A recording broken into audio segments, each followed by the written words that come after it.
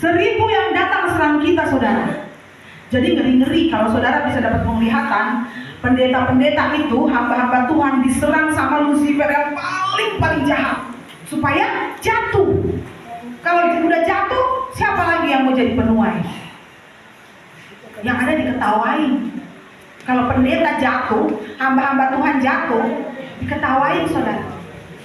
Dia nggak bisa ganggu pendeta itu dalam persinahan, roh persinahan. Dia coba dengan roh pembunuhan, akhirnya terjadi pendeta membunuh. Ya kan? Ada di TV kan kemarin? Kenapa? Udah nggak kuat. Pendeta-pendeta yang kuat itu biji mata Tuhan, saudara. Kesayangan Tuhan banget, jangan coba-coba diganggu. Kalau saudara mengganggu gembala-gembala sidang atau pendeta-pendeta yang Tuhan sayang, yang Tuhan utus, yang sudah air mata darah, itu akan kena karma, kena masalah besar. Ada satu artis besar, coba saudara fokus ya. Ada satu artis besar, dia itu transgender.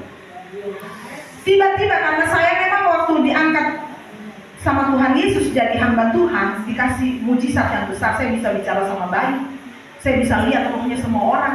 Jadi pada saat saya tidur di Bogor, saya bangun, saya tegur artis itu.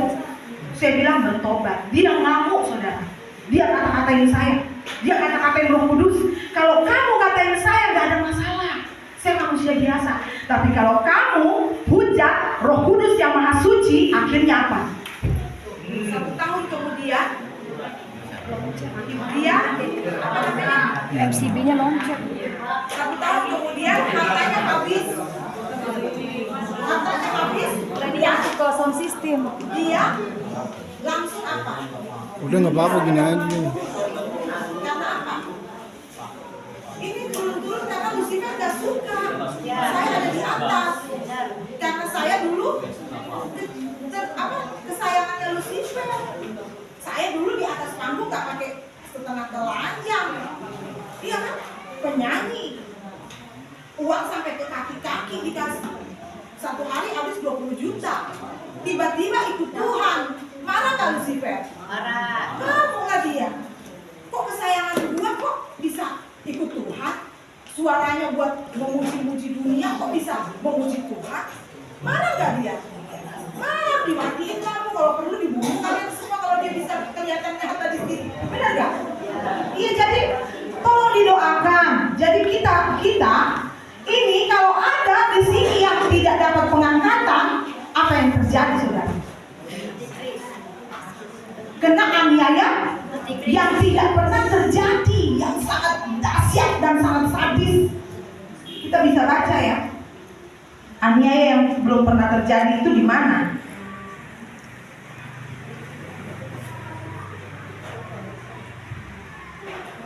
Jadi aniaya yang belum pernah terjadi dan sangat-sangat mengerikan itu ada di kitab Wahyu, saudara. Jadi semua nanti akan pakai one money system, 1 mata uang.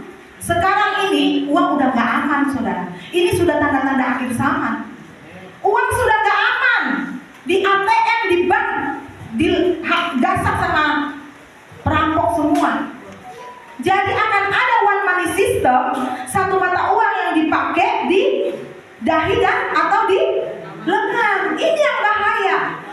Dalam sekejap mata orang-orang kudus yang hidupnya tidak bercacat, yang segambar dengan Yesus, itu yang masuk dalam pengangkatan orang-orang kudus, sudah. Tiba-tiba pada saat kita lagi diam-diam, tahu-tahu anak kita terangkat ke surga, suami kita terangkat ke surga, istri kita terangkat ke surga, saudara kita yang hidup kudus terangkat ke surga. Nah sisanya ini yang masih merokok, yang masih alkohol, yang masih suka benci sama orang, yang masih iri hati, dengki sama orang, itu yang tertinggal. Karena Tuhan Yesus bilang apa? Kasihilah musuhmu. Buah roh itu adalah karakter Kristus. Kenapa orang Kristen kok susah banget bertobat? Karena apa? Dia nggak mau buka hati.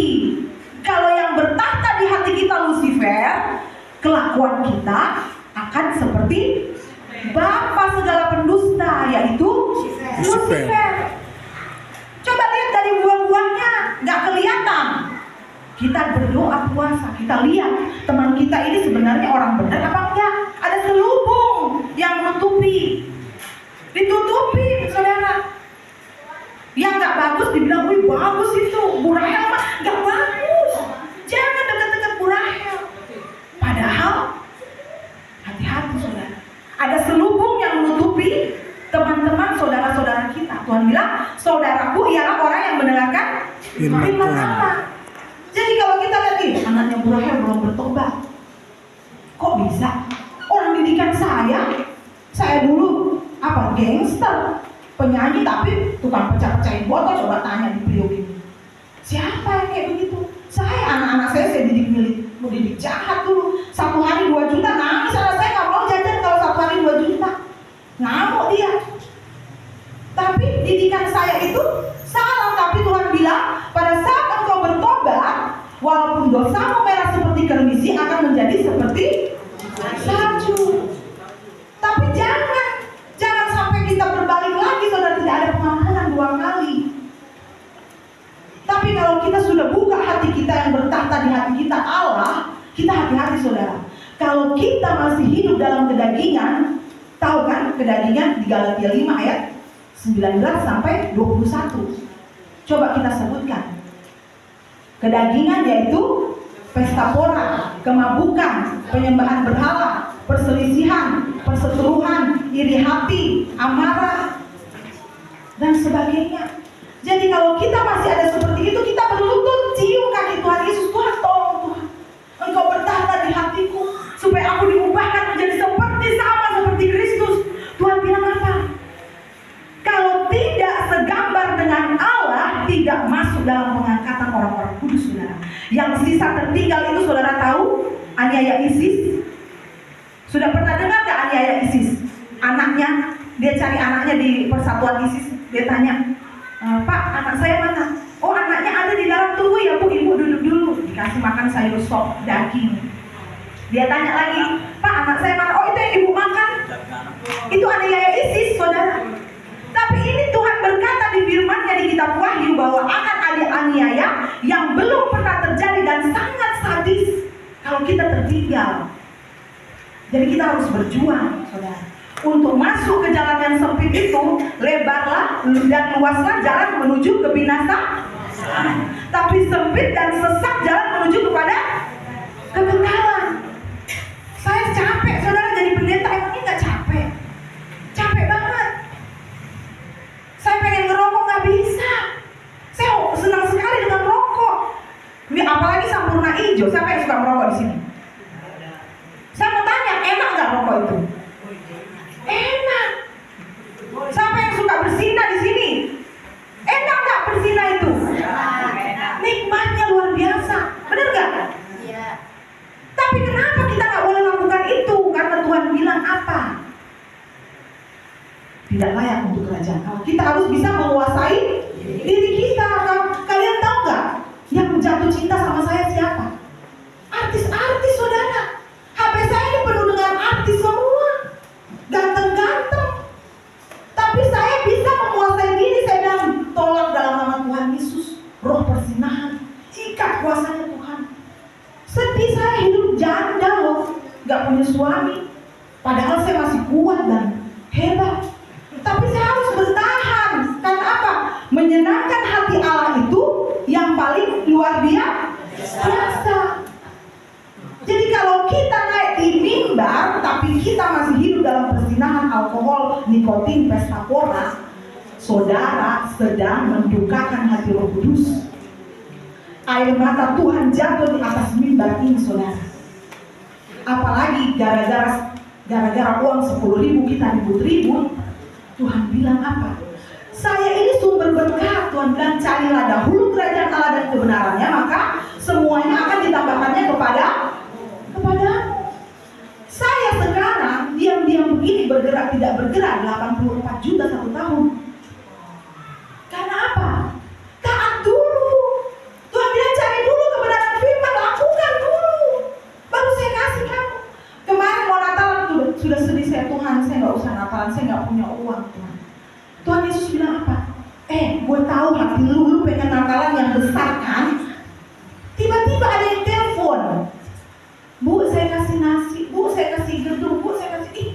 pakai yang bisa bungkus yang gede. Padahal nggak ada duit. Saya siapkan itu 80 door prize, kabur semua. Akhirnya saya lempar-lemparin kemana-mana. Sekarang itu bukan masalah itu, saudara. Sekarang Tuhan cemburu akan tubuh roh jiwa kita ini. Tuhan cemburu. Dia bilang, Vika, lu gak usah ngomel-ngomel, lu gak usah marah-marah. Gua cemburu sama tubuh roh jiwa lu. Gua mau bertahta di hati lu.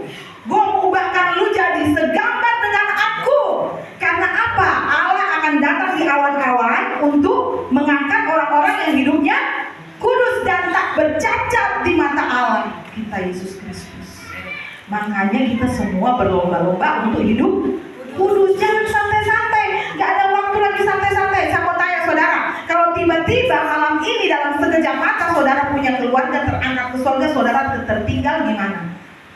Mau gak pakai chip 66? Ya. Coba angkat suara, mau gak pakai chip 66? Ya. Ngeri. Kita gak mau dibilang teroris, dikejar sampai ke hutan-hutan. Ada kan di kitab Wahyu ya? Kita mau Tuhan tolak anti Kristus, anti Allah. Jadi kita harus bersiap-siap untuk masuk ke kerajaan surga. Saya yakin dan percaya ya, semua pasti sudah persiapkan itu. Jadi di kitab Wahyu 13 ayat 16, coba kita sama-sama buka. Yang sudah dapat silakan berdiri langsung dibacakan. Wahyu 13 ayat 16.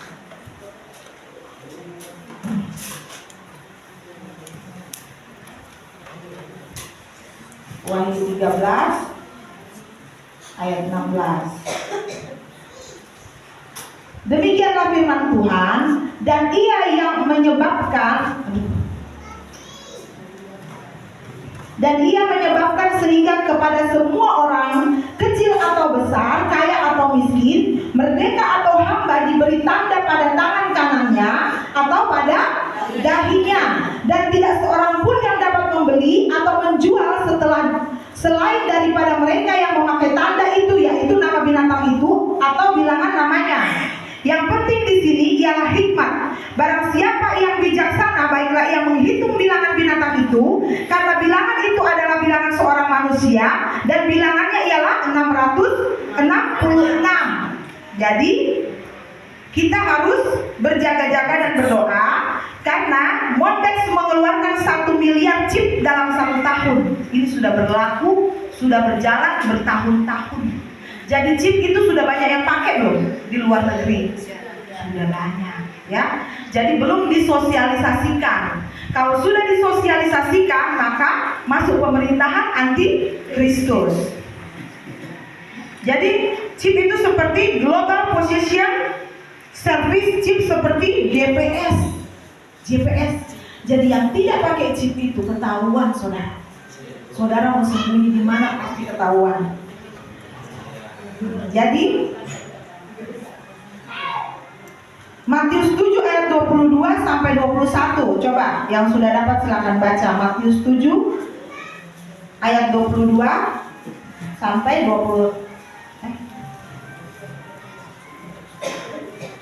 Matius 7 ayat 22. Matius 7 ayat 22. Matius 7 ayat 22. Tolong mic-nya biar kedengaran. Pakai mic, Pak. Pak Yohanes kasih mic, Pak Yohanes. Matius 7 ayat 22. Matius 7 ayat 22. Pada waktu itulah aku akan, Pada hari terakhir. ayat 22 kan? Ya. Oh ya, pada hari terakhir banyak orang akan berseru kepadaku, Tuhan, Tuhan, bukankah kami bernubuat demi namamu dan mengadakan banyak mujizat, dan ya mengusir setan demi namamu dan mengadakan banyak mujizat demi namamu juga. Ada waktu itulah aku akan berterus terang kepada mereka dan berkata, aku tidak pernah mengenal kamu. Enyahlah daripadaku kamu sekalian yang membuat pembuat kejahatan. 24, 23. 23. Pada waktu Itulah aku akan berterus terang kepada mereka dan berkata, aku tidak pernah mengenal kamu. Enyahlah daripadaku kamu sekalian pembuat kejahatan. 24. Udah. sampai 23. Jadi demikianlah firman Tuhan. Jadi banyak sekali yang tidak masuk surga. Semua diperlihatkan di firman Matius 7 ayat 22. Pada hari terakhir banyak orang akan berseru kepadaku, Tuhan, Tuhan, bukankah kami bernubuat demi namamu dan mengusir setan demi namamu dan mengadakan banyak mujizat demi namamu juga? Pada waktu itulah aku akan berterus terang kepada mereka dan berkata, aku tidak pernah mengenal kamu. Enyahlah daripadaku kamu sekalian pembuat kejahatan. Karena apa, saudara? Bermujizat sembuhkan semua orang, tapi hatinya jahat sama orang. Tidak mau mengampuni. Hidup dalam persinahan, tidak ada yang tahu. Tapi Tuhan matanya ada di segala tempat. Jadi banyak hamba-hamba Tuhan nanti bilang, oh Tuhan, saya sudah penuh mujizat, saya sudah bernubuat. Tuhan bilang, aku tidak mengenal kau pembuat kejahatan. Karena apa? Tuhan yang mengetahui semua yang tersembunyi, saudara. Jadi kita harus ekstra berhati-hati. Caranya kita introspeksi diri, kita buka di Galatia 5 ayat 19. Cara kita introspeksi diri, apakah masih ada seperti itu di dalam diri kita? Kalau masih ada, cepat-cepat bertobat, saudara. Kita baca ya, Galatia 5 ayat 19. Perbuatan daging telah nyata, yaitu percabulan, kecemaran, hawa nafsu, penyembahan berhala, sihir, perseteruan, perselisihan, iri hati, amarah, kepentingan diri sendiri, percideraan, roh pemecah, kedengkian, kemabukan, pesta pora, dan sebagainya. Terhadap semuanya itu kuperingatkan kamu seperti yang telah kubuat dahulu, bahwa barang siapa melakukan hal-hal yang demikian, ia tidak akan mendapat bagian dalam kerajaan Allah. Secara kita introspeksi diri, kita buka aja. Masih nggak kita cabul? Ada yang masih cabul nggak di sini? Kita lihat aja film-film porno sudah kekejian bagi Allah. Ada yang masih masturbasi onani nggak di sini? Berbuat itu sama jin, saudara. Kalau saudara masih suka masturbasi onani, berarti saudara sedang melakukan persetubuhan dengan jin. Karena tidak ada temannya. Siapa temannya? Lucifer dan kaki tangannya. Kecemaran, masih cemar nggak? Rokok itu cemar. Tuhan bilang barang siapa membinasakan tubuhnya, Allah akan membinasakan dia. Jadi setiap titik rokok itu ada racun. Kan ada di puskesmas ditulis itu, bahan bakar berbahaya ini, bahan bakar berbahaya. Tapi kepala batu kalau dibilangin, iya kan? Nah, cemar, hawa nafsu. Nafsu aja ngelihat makanan nafsu, ngelihat duit nafsu, ngelihat cewek nafsu, ngelihat laki-laki nafsu. Ditahan, jadi harus ada penguasaan diri. Menyembah berhala, masih ada yang suka ke dukun nggak? Ke paranormal. Lihat-lihat zodiak, ini bintang gua nih, bentar lagi gua mati. Iya, jangan lihat percaya zodiak, saudara, apalagi paranormal. Apalagi dukun-dukun. Saya dulu bekas dukun, 400 orang datang ke rumah saya, istri-istri jenderal datang ke rumah saya. Habis minyak urapan saya dulu 400 lebih, 6 bulan aja jadi dukun. Disuruh bertobat sama kakak saya. Kamu dapat ilmu dari Tuhan, bukannya kamu pakai buat kemuliaan Tuhan, jadi dukun. Dapat duit saya sampai 2 juta setiap hari. Duduk-duduk aja dapat duit. Tapi kita bertobat, saudara. Jadi penyembah berhala, sihir, yang suka apa tuh namanya, doa-doain orang nih, biar pindah nih dalam rumah gua nih. Itu sama dengan perdukunan. Gua mau baca ini doa Bapak kami 30 kali biar orang ini pindah. Mana ada Alkitab dibuat kayak begitu? Ada jemaat satu ini yang sudah nggak pernah masuk, saya udah suruh keluar dia. Tolong Bu, Taruh itu doa Bapak kami 32 kali di atas mimbar. Itu jadi dukun doa Bapak kami. Nanti uangnya ibu pasti cair. Yang penting itu doa Bapak kami disebut sampai 32 kali. Buset. Tuhan Yesus bilang, siapa yang ngajarin elu? Aku cuma mengajar kamu berdoa Bapak kami sekali. Bapak kami yang ada dalam surga, habis itu selesai. Jadi kita jangan main-main ya tuh, ya. Perseteruan, berseteru, ribut-ribut melulu. Bangku ambe katanya orang Manado. Gara-gara kue 1 biji aja langsung, aku gak mau masuk gereja aja. Iya kan? Tuhan bilang ini tidak masuk dalam gereja, bukan cuma orang berzina yang suka ngebacot terus mana-mana terus kabur. Besok datang lagi, nanti begitu lagi. Berseteru itu nggak bisa masuk surga. Perselisihan, berselisih, ribut lagi. Besok kamu baik, besok ribut lagi. Jadi kita harus bisa memaafkan, harus bisa menguasai diri. Iri hati, iri. Saya kasih Kak Herlina 20, Kak Vika 10, ngamuk. Jadi contoh, jangan marah Kak. Iya kan? Nggak usah begitu. Siapa tahu besok-besok Kak Herlina nggak tahu mau ngasih dirimu 200.000, iya kan? Kita kan nggak tahu berkat dari Tuhan. Jadi nggak boleh iri hati. Kalau hari ini saya nggak kasih duit, siapa tahu nanti bulan 6 saya kasih sesuatu buat saudara. Iya kan? Catat ini nama-namanya yang datang hari ini. Jangan sampai tidak ada yang dicatat. Karena bulan 6 saya dapat duitnya banyak. Buat siapa duitnya? Buat gereja Tuhan, buat jemaat Tuhan. Asal jangan sebelum saya kasih udah tanya dulu, ini saya suka begitu. Karena kan suka-suka gue, bener nggak? Iya, jadi saya akan siapkan bulan 6 buat yang setia ya. Buat yang setia saja, nanti dicatat itu yang suka datang hari Selasa. Jadi kok jadi kesana-sana sih? Iya. Baik. Kepentingan diri sendiri, pendetanya belum minum.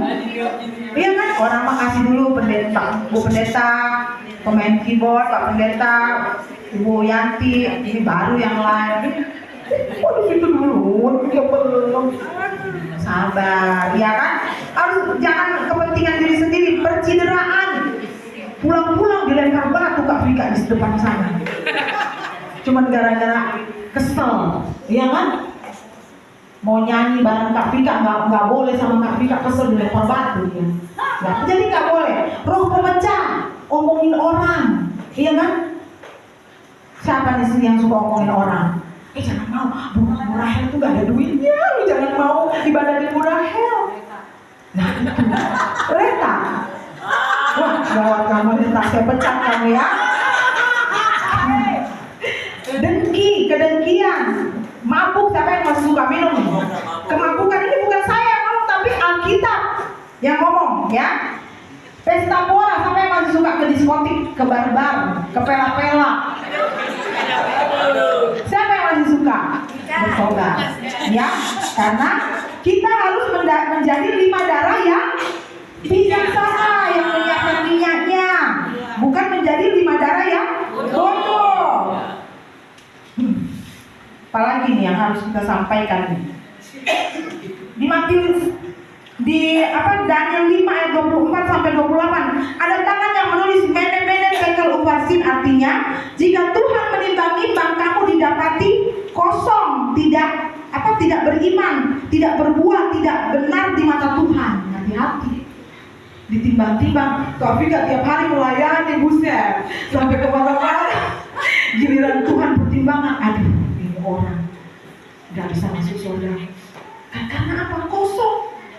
Imannya gak ada. Tiap hari nyanyi ke sana. Ini contoh Kak, jangan marah Kak. Iya kan? Tiap hari nyanyi ke Stan Sugos, kemana? Hebat, selebriti kerajaan Allah. Giliran ditimbang-timbang Daniel 5 ayat 24 sampai 28, kosong, imannya gak ada. Bener gak? Akhirnya dibuang. Jadi kita masih ada waktu gak ini Bu Pendeta Yanti? Masih ada ya. Jadi antikristus adalah anti urapan Roh Kudus. Ada yang mau diurapi Roh Kudus nggak?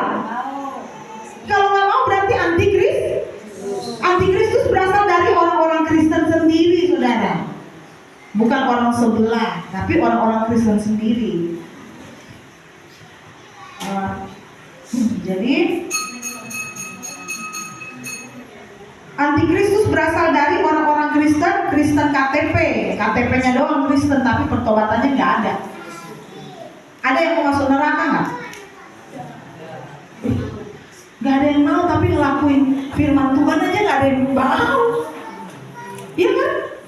Dibilang harus mengampuni, jangan membenci, kasihilah musuhmu, berat. Kalau ditampar pipi kananmu, kasih pipi kirimu, buset, nggak ada yang mau. Ada yang mau dipukul di sini terus dia nggak membalas, ada nggak? Ada nggak? Kalau Reta belum dipukul dia udah bacot dia. Tapi dia kesayangan saya ya, karena saya suka orang-orang yang nggak munafik, ya, yang biasa-biasa saja. Baik, saya lanjutkan kembali ya. Jadi kita harus berhati-hati. Ini orang-orang yang Kristen KTP ini orang yang suka rokok, alkohol, blue film, narkoba, malas baca Alkitab. Ada yang malas baca Alkitab nggak? Malas menyembah. Ada yang suka menyembah Tuhan nggak di mesbah Tuhan di rumah? Ya bagus. Jadi saya bangga sekali dengan jemaat-jemaat Tuhan yang ada di gereja Pentakosta Jemaat Warakas ya. Saya bangga sekali karena semuanya itu cinta Tuhan. Setiap ada ibadah di mana-mana semua hadir, tidak mementingkan pekerjaan karena sumber berkat itu dari Allah. Banyak hamba-hamba Tuhan yang meninggalkan pekerjaannya dan melayani Tuhan karena Tuhan sumber berkat. Ya luar biasa ya. Jadi apa isi seluruh hukum Taurat dan kitab para nabi? Matius 7 ayat 12. Intinya adalah kasih. Kita harus bisa mengasihi ya. Apalagi musuh kita itu harus kita mengasihi. Jadi apa yang saya bagikan di sini adalah khususnya untuk pertobatan. Kita jangan sampai jadi orang-orang yang tertinggal. Jangan sampai kita ditinggal seperti 5 darah yang bodoh, tidak mempersiapkan dirinya. Saya dulu waktu belum bertobat, kalau saya naik motor, Tuhan jangan dulu mati, Tuhan jangan dulu mati.